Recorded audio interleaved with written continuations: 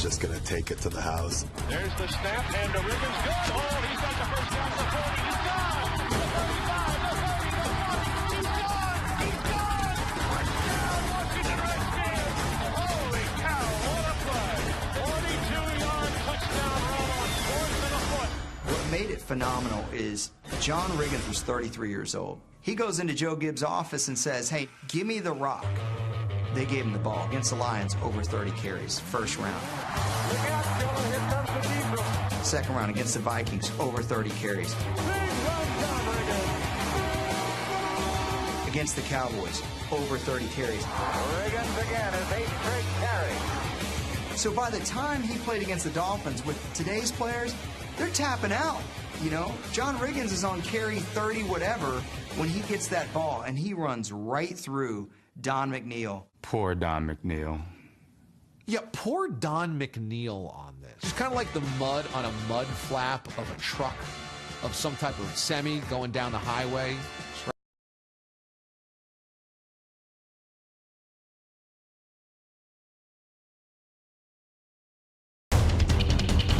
I think people have completely overlooked the fact now that he was clearly the best running back of the 70s.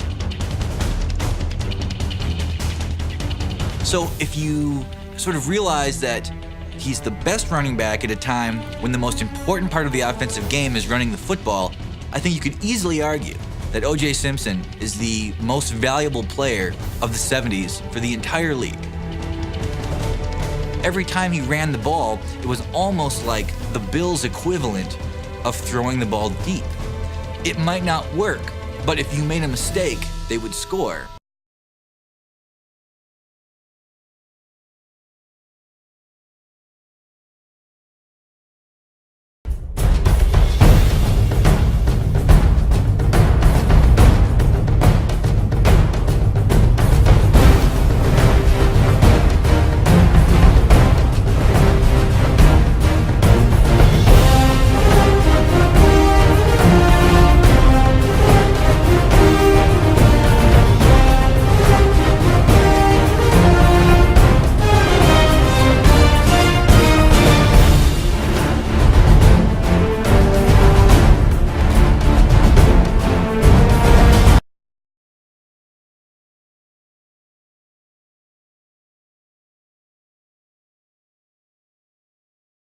As opposed to when the Saints have the ball. Oh, look at this run. What a run. Marshawn Lynch. Still on his feet. Has blockers now. He's dancing his way to the touchdown. Here's Lynch. Oh, some high stepping and some shifty maneuvering. And Peterson tries to strip him. Did he stay in bounds? Because if he stayed in bounds, he's going to go all the way.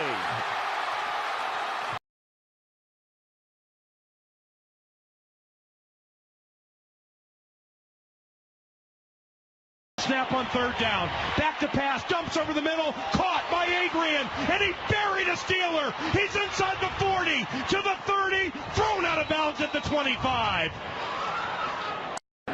That man right there, Adrian Peterson. Look at that shot. Goodness.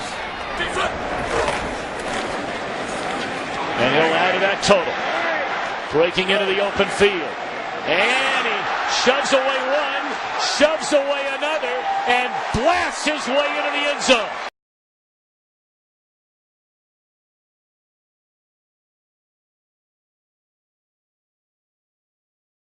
Third and 1 from the 2. Here's Bo. And here goes Bo for the touchdown.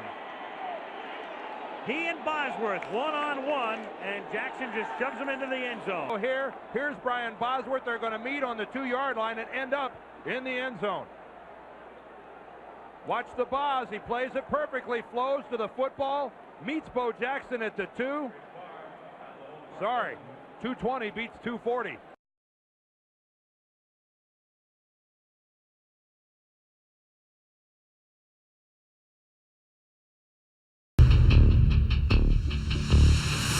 Like one of those cowboy movies where a guy is coming at him and then he gets shot once, he goes down, he gets shots again, and he gets again and again, and he's still walking.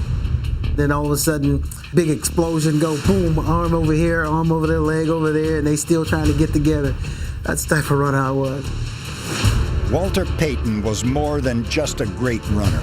He was the most complete football player in the history of the game.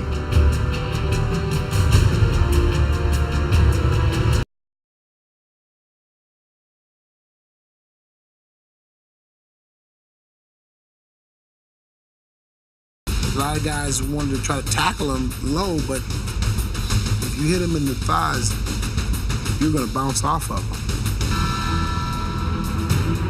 Playing the Rams, he just put his helmet right in his chest, and the guy just kind of folded.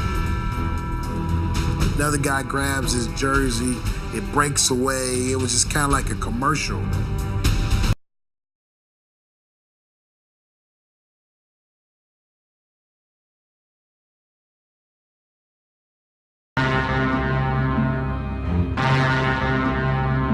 I thought he was going to be a great back.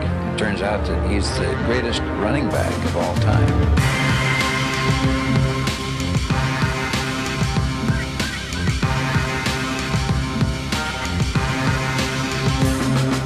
You test yourself in every way, stamina-wise, mentally, courage. Jim Brown, the greatest running back that has ever breathed. He had great balance, he had great speed, he had great size. At 235 pounds, he could run 100 yards in under 10 seconds. When he made up his mind to do it, he was going to do it. You couldn't knock him off his feet. He always shocked everybody how fast he was. Power. I mean, he had power. You didn't see nobody knock him down. Look at the film. You don't see nobody knock him back. You see him go in the stacks and he come out. He never missed a game.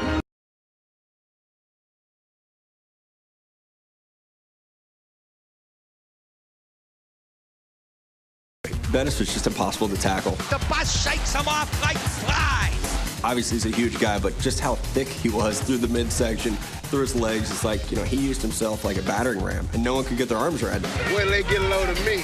He's the type of guy that will run you over and say, good hit. So as a 195-pound free safety, you just kind of didn't want to see that guy get past the linebackers. You saw Jerome Bettis running at you with a full head of steam. Would you want to tackle him? And a bus leaves clean marks all over his spine. No, who would want to tackle him? You don't get paid enough for that.